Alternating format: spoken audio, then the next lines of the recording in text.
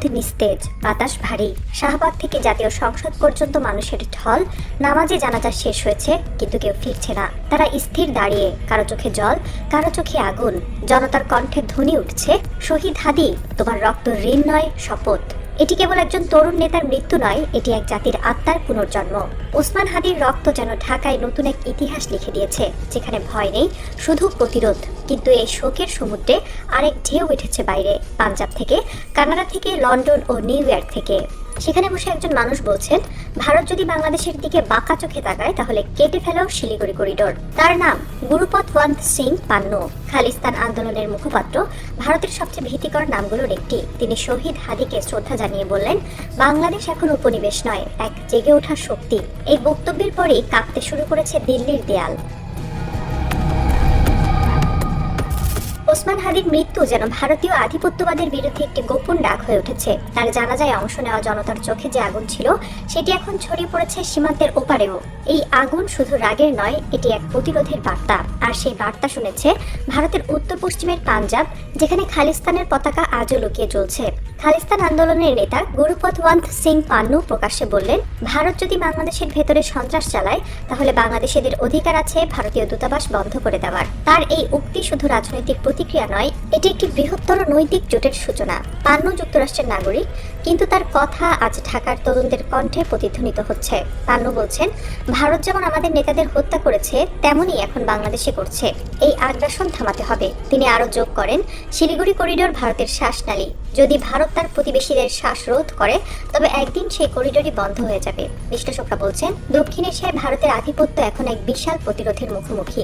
খালিস্তান, তামিল বিচ্ছিন্নতাবাদী দল, উত্তর পূর্বের উপজাতি সংগঠন, এমনকি নেপাল ও শ্রীলঙ্কার জাতীয়তাবাদী ব্লক, সবাই আজ একে অপরের সঙ্গে যোগাযোগে আছে। বাংলাদেশের তরুণ প্রজন্মের চোখে ওসমান হাদি এখন শুধু একজন শহীদ নন, তিনি এক আন্তর্জাতিক প্রতিরোধের প্রতীক। দিল্লি বুঝে গেছে তাদের নিয়ন্ত্রণ রাজনীতি আর কার্যকর নয়, কারণ এই নতুন জোট কোনো রাষ্ট্রীয় চুক্তির ওপর দাঁড়ায়নি, এটি দাঁড়িয়েছে মানুষের আত্মমর্যাদার ওপর।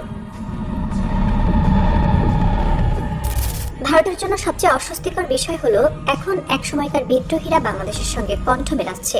খালিস্তান আন্দোলন, যাকে ভারত সন্ত্রাসবাদ বলে আখ্যা দেয়, সেটিকে পশ্চিমা দেশগুলো গণ আন্দোলন হিসেবে স্বীকৃতি দেয়। কানাডা, যুক্তরাজ্য, যুক্তরাষ্ট্র সব জায়গায় খালিস্তান কর্মীরা খোলাখুলিভাবে রাজনৈতিক প্রচারণা চালাচ্ছে।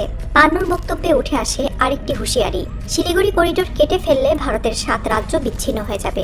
এটি শুধু একটি প্রতীকী হুমকি নয়, কৌশলগত বাস্তবতাও। কারণ শিলিগুড়ি ভারতের উত্তর পূর্ব রাজ্যগুলোর একমাত্র সংযোগ পথ। বিশ্লেষকরা বলছেন, ভারতের ভেতরের বিচ্ছিন্নতাবাদীরা এখন বাংলাদেশের স্বাধীন নীতিতে অনুপ্রাণিত।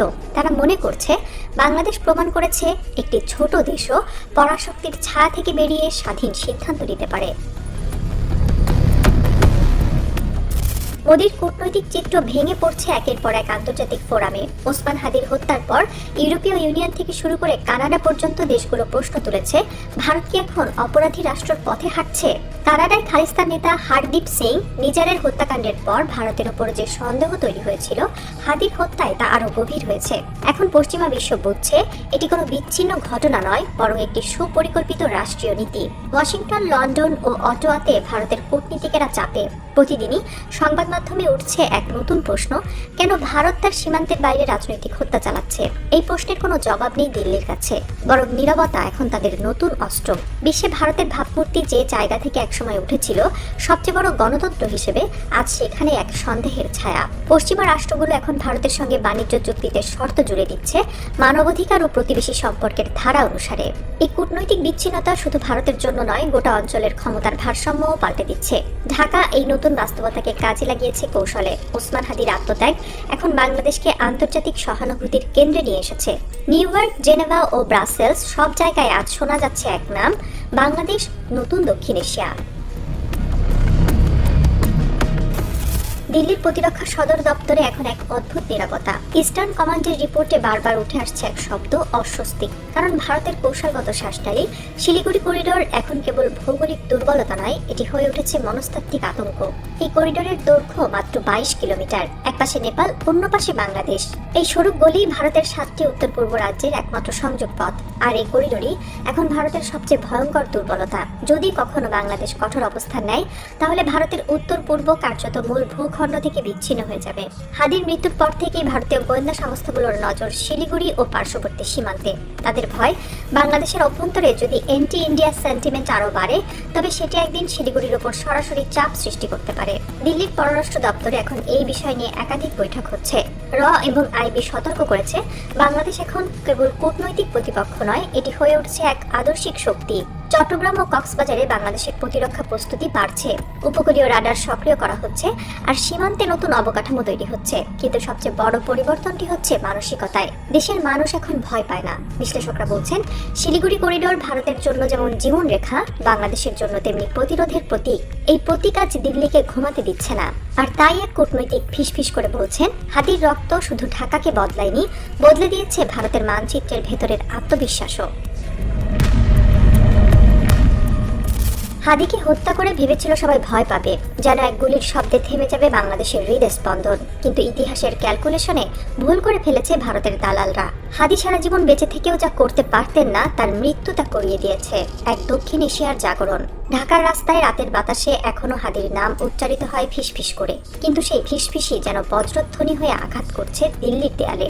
শাহবাগ থেকে পল্টন, রাজশাহী থেকে সিলেট, প্রতিটি শহরে তরুণদের চোখে আগুন, এক অদ্ভুত দৃঢ়তা। ভারতের আধিপত্য বিরোধী শক্তি জেগে উঠেছে। পাঞ্জাবে, নেপালে, মালদ্বীপে, এমনকি তামিল উপকূলেও।